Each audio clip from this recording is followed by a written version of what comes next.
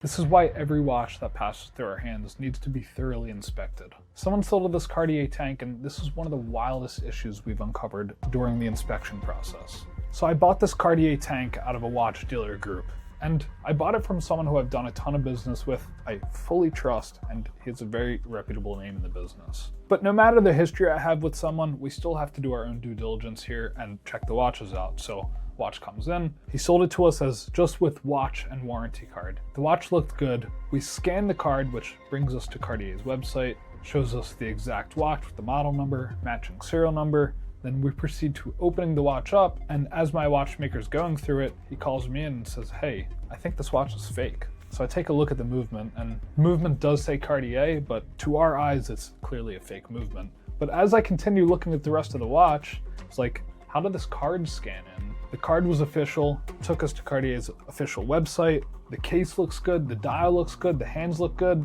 the strap looks good, the buckle looks good.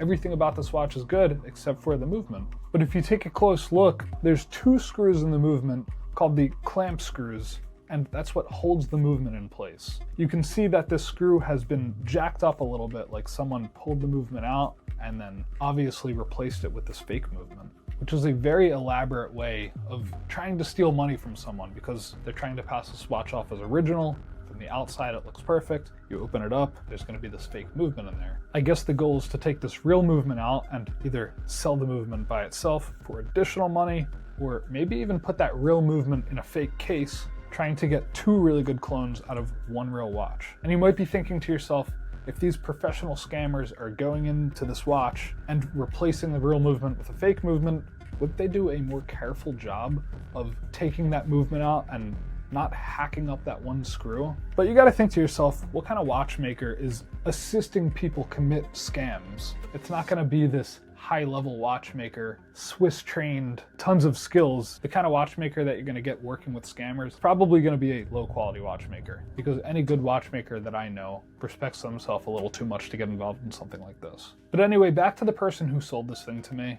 He runs a bunch of pawn shops throughout the US, and he's got employees buying these things. Obviously, whoever was in the shop that day, saw it, felt good about it, enough to the point where they didn't have to open it up, and bought it and then sold it to me. But being that this person who sold it to me is actually a good person, I didn't have any issue calling him saying, "Hey, we have a problem with this watch." He told me no problem, sent it back to me, he gave me a refund, and then he'll have to go after the person who sold it to him. But anyway, this is just a great reminder to me that we need to continue to meticulously check every watch that comes through our doors and not make any exceptions.